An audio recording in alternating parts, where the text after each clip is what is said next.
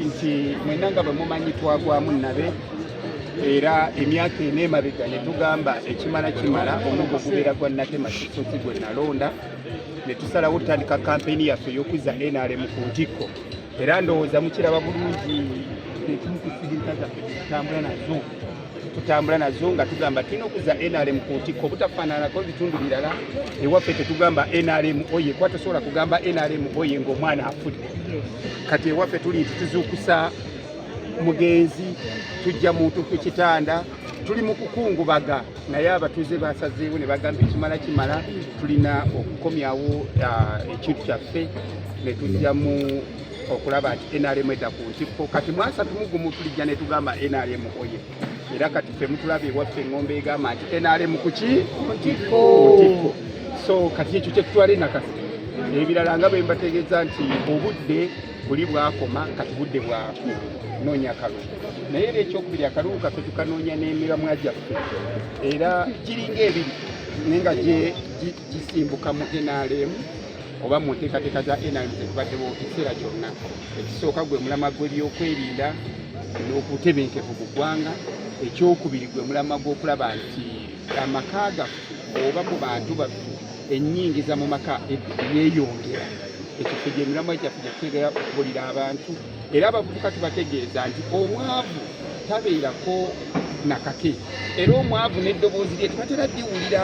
naye bw'oba olina kasente ate sibagamba n'oli tumulinde ekirowoozo kyo kibadde kigamba ki ekyokubiri omuntu yekka agenda okukuyamba ebirooto ebyo okutuukirira tewali mulala bamuyita jjajja w'eggwanga Yoweri Kaguta n'olwekyo abavubuka tubagamba nti oba oyagala okulaba nti naawe mu maka ago gakyukako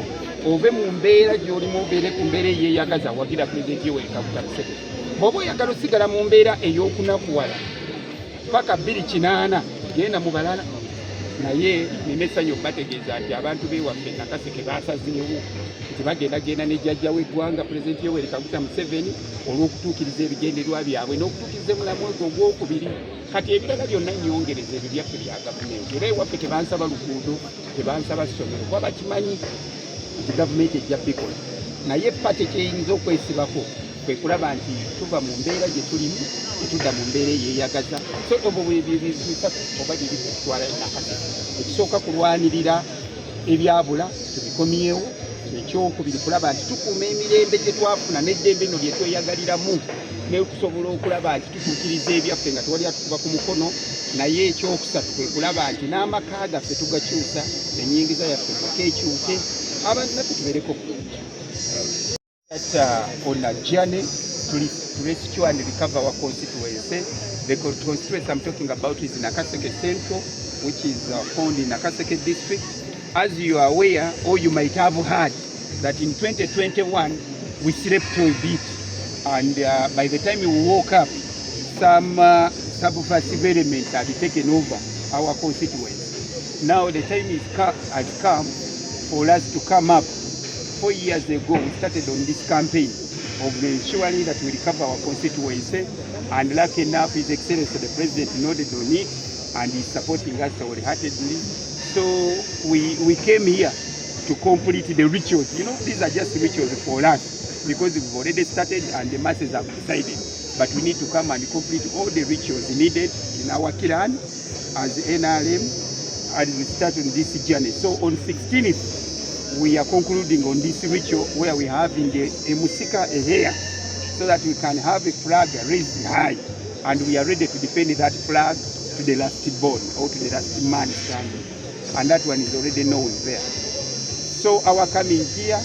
is to get those tools and instruments of execution so that we can go and execute our campaigns properly. Then too, we always have a very summarized message. One, the message is enshrined and extracted from NRM objectives, but mainly we preach the message of peace and security because that is the cardinal principle and it's the base and the foundation for all of us. Then the second message is socio-economic transformation, because this is the biggest challenges we found with our people. The security is okay, is known, but we tell the youth, please, it is prudent to us that we must keep this security there. because it is this security and freedom and peace which has given us all these freedoms to exercise. But most importantly, you can't think about peace, security, peace, freedom when you're poor. So we need also to change the status, the economic position and status in our homes, which is done effectively, and the message has been sung, and at least people have started moving towards our goal, and we will tell the youth now to entrust all their freedom of selecting a leader to their grandfather, His Excellency President Yoweri Kaguta Museveni, because it is from him that we are now enjoying all these socio-economic transformation plans which he has laid down in the 7 ways of job and welfare creation, which we preach to our youth. The good news is that people are waiting for Justice Byamukama to finish this ritual. Actually, for them, they thought on 16th we are feeling it. So we are just trying to tell them, no, this is another ritual. It is another step towards success. So they are patient, but they are impatient. We feel like we should bring direction nearer so that we conclude this and then we move towards our efforts to ensure that our homes and our households transform, because everyone wants to be enhanced economically and other things. So that's why we came around. Gavumenti ya Uganda era nga nkomyewo okusaba aba constituency yange y'ekyaka North ekisanja ekyokusatu sobole okumaliriza programu ze nali ntandiseewo mu constituency ey'ekyaka North mu district ey'Ekyegeebwa, era olwaleero nga amaze okuba nominated okugenda nange okuvuganya omulundi gwange ogwokusatu mu constituency eno, nga ekyamaanyi ennyo era ng'ensonga enzizaayo kwe kulaba nti essaza lyange engeri gye libadde eripya nga mulimu projects ezisinga magombolola amapya, emiruka emipya gye baakava ku creatinga, ng'oluusi egimu tegirimu services nga secondary schools, nga naye tulina ze tutandiseemu, amadwaliro nga tulina ge tutandiseemu, era nga tulina okumaliriza omulimu guno okulaba nti abantu b'ekyaka North babeera bulungi, era y'ensonga esobodde okunzizawo kubanga nzijja kuba nominated okuddayo mu constituency. Nabana nga waleo Juliet Wakoba uko Bududa district na mahumaliriza rari uko yandikisa mebaleve shesinza ubanga ngola Baduda baba ni befe na dala be blue check kwabo nabo ni nabini ni timu rurwe baba ni babelenga baba shusa baba misa blue check baba irabi fobilala tabi fobilala bes baba irebi na besibiri bila ina bitawe kametsikara manga kabasumbua aringa watsirolola kametsi na dala Bududa district mushibeshe sibalanga bana bweya na tira na chende yonole kametsi balime na kota muna mahunga chuna bweya hunga chwe hasi barata utaya kametsi nga hane bushiribo chihalishila ita eresa bananga abe wele wa mambiro ho Baduda mwa magiri abe BBS bino byesi zahu besingiro hombonenga Baduda musanyuha kamasanyala zeta nabona Paul ziba basi mihakaka ne kamasanyala ze maotawe aringa kama tuli kaba mai kama tuli kali kamanji aringa kama tuli kosha sikutsaho hola kusabonanga bulili tuli liboho ni project yose esi holash esi holoho ilime hu hola busa savings sonyenyetawe ne muni huboho ni project sesi una holashin sesi hunabanga kuyambiromo niyo kunyalise kutsowatswa na mubwanga mirimo gyenkoze mu government ne mu parliament ya East Africa nfunye obukugu obw'amaanyi nsuubira nti ngenda abukozesa okuweereza abantu ab'Obungo ku South kulaba nti services za government masanyalazi mazzi ebyobujjanjabi bituukirira ku batuuze obulungi, naye ekisingayo mu byonna twagala kulaba nti tulwanyisa obwavu,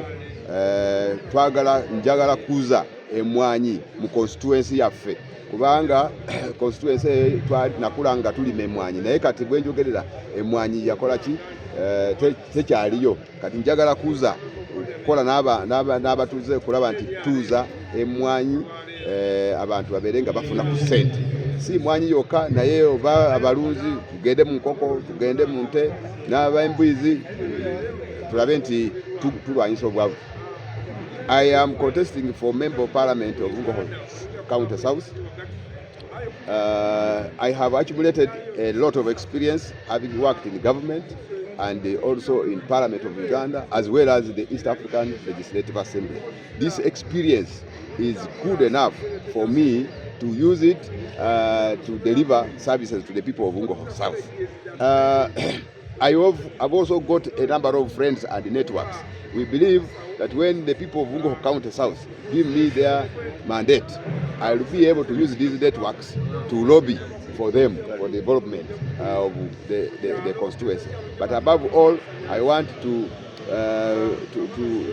bring back the growing of coffee in the Bungoma County South, which had declined. And this one, we believe it will help in terms of poverty alleviation.